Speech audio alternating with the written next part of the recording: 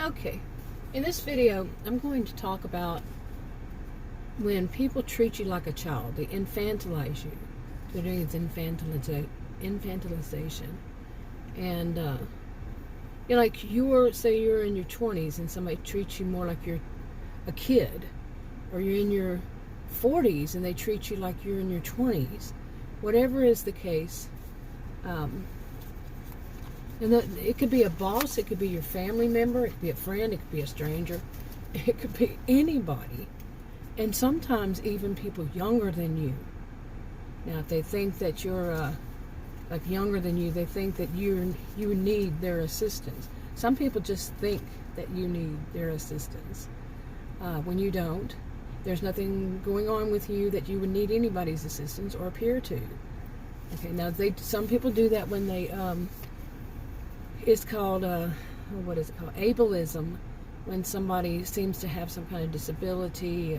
I don't like the word disability. I'd rather use difference or challenge, something like that. And they, like they could do it to elders, people who are elderly, or people who do have some kind of physical and or mental challenge or disorder even. Not any of the bad ones. We're not talking about those. Like narcissistic personality disorder, something like that. No. But they just think you do. Maybe you just look nice, or you look innocent, or you look something, and they treat you like you're much younger. I put it usually as they treat you like you're a child, but it could be like you're much younger than you are, and not even as a child, but just much younger. So, and I don't know about you. I have experienced this myself. I was in my late 40s and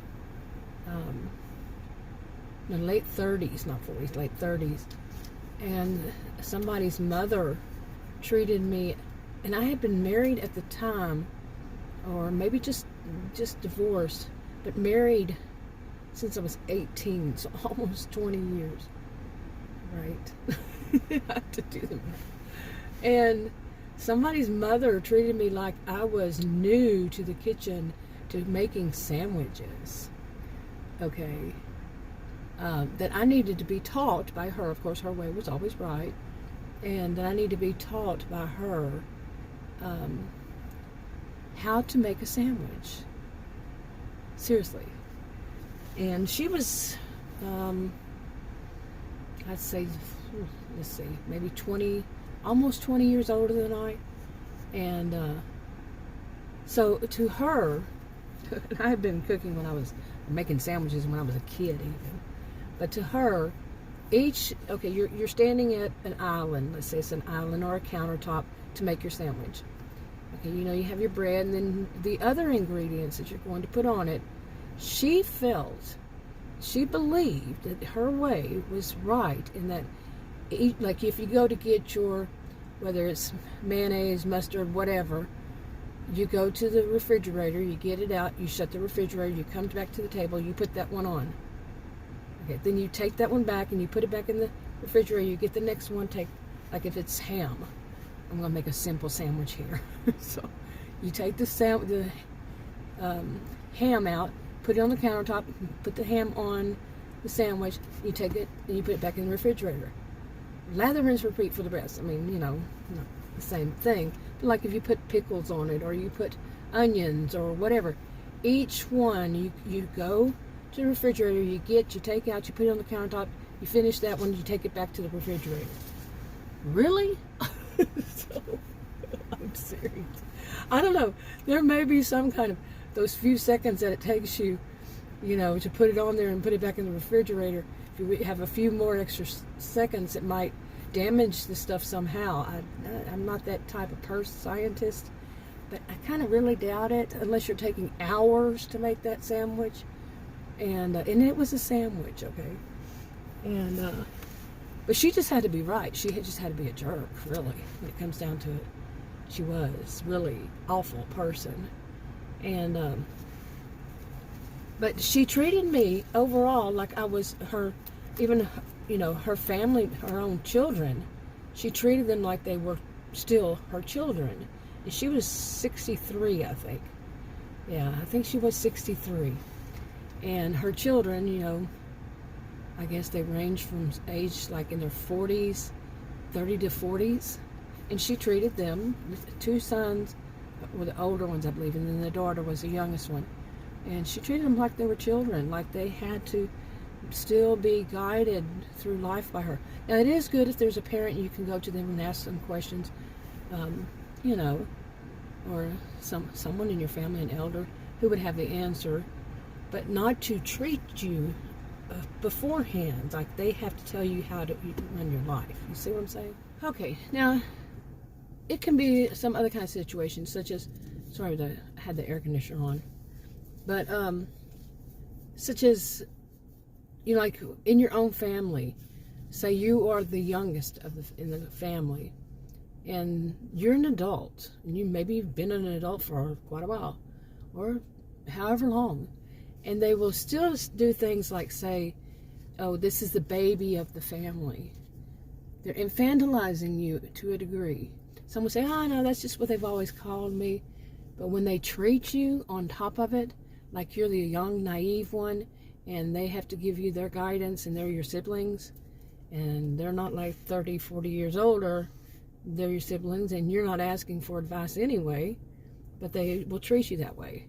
I had one who was I have one who's barely older than I, and actually I came in from a long trip, and she ruffled my hair, really, yeah, you know, treating me, it's a tendency to treat me like a child, she knows better, that kind of thing.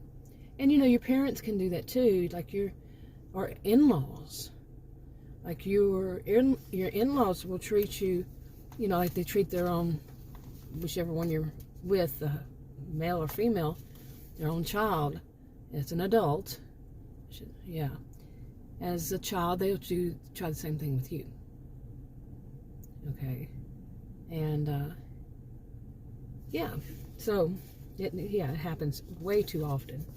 But have you ever noticed that? Have you ever noticed somebody doing that, and you wonder why? And even like a boss, so, I mean, not like a boss, but a boss, that maybe you're the same age or even younger, and for some reason they seem to think that you're a little bit simple, you know, to put it nicely, and that they need to give you guidance more than just for how to do the job. You know, like they try to delve into your private life and then try to tell you how to do it. You know, how many of you have heard that, you know, people, you know, they, you know, in an office or wherever you're working, and they say, we're family, even though you're not being at all in any way, shape, form, or fashion family. They want to be a family, and they want to be the parents.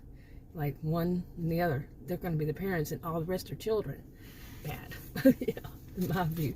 All this is in my view. Read the disclaimers in the description box below this video on YouTube.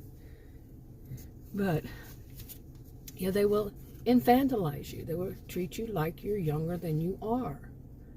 And that you need so much guidance. And this is not always the case of ableism, like I said. It's not always the case. Sometimes it is when a person has that kind of, you know, difference. I like to call it difference myself. But, no, like I said, it doesn't have to be at all. And the feeling that can come from it, and in some instances, say if somebody is rather sheltered in their life, like they've only worked one job, or maybe two, but, you know, they've been in a place for a long while, years, and their family system is the same, you know, family members are the same way, and they don't really see much on the outside of it. They're sheltered, you know, sheltered, you know, and my personal opinion is, I'm a social and behavioral scientist, is that it can stunt somebody's growth, you know, psychological, mental, cognitive, all this, well, behavioral. It can stunt them that they do act younger because they're so used to being treated like if you're always the young one in an office. I did that for years. I was always the youngest one in an office. You know, we go to school, we're all in pretty much, if you're, at least I know of in the USA, you're with, you go to school, high school, every grade, up to graduation, you're with people in your classrooms around your age. You're not with people who are 20, 30 years older. But when you get out in the workforce, you are. Now, teachers are older, but they're there to discipline you, basically. Teach you, study, make you study, all this stuff. And so they have that already, that they are the teacher, they are the person in charge. Then you go out into the workforce, and you're working with somebody who started the same day as you, same job, same similar qualifications. They don't really have anything better, but they're a little bit older, and they treat you like that. They treat you like they have to guide you, have to, what is the expression?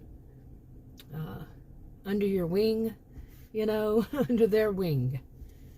And no, you weren't asking for that help, and you don't need it. But it happens, doesn't it? Anyway, and the overall feeling can be very awful. Like you're, if you're not used to it, which hopefully you're not, it can be truly awful, a shock to your system. It could be. None of this is one size fits all. It could be different, and my views could be wrong, but no, I don't think so. Maybe. But, that somebody would dare to do that to you, just that stepping over that boundary, that here you are an adult, they're adults, and they dare to step over that boundary. Now, if it's something, there are exceptions to every rule kind of thing. Like if you're about to hurt yourself or harm yourself, or you and or somebody else or others, yeah, maybe, that's a good time to say, and treat you like, you're much younger, or that they have to correct your behavior or whatever. Or if they're your boss and they have to correct your behavior, or they're your instructor, teacher, professor, whatever, something like that. I'm not talking about somebody who is in charge, not really, but bosses can do that too, to an extent, like I was saying earlier, where they delve into your personal life, and it's not about the job. And they can still do it if it is about the job. Anyway, it can be awful feeling. And I just wanted to point this out. Now, how about you? Have you had any kind of experience like that? What do you think about it? I'm going to wrap this up, and I'll talk to you on another video. Bye.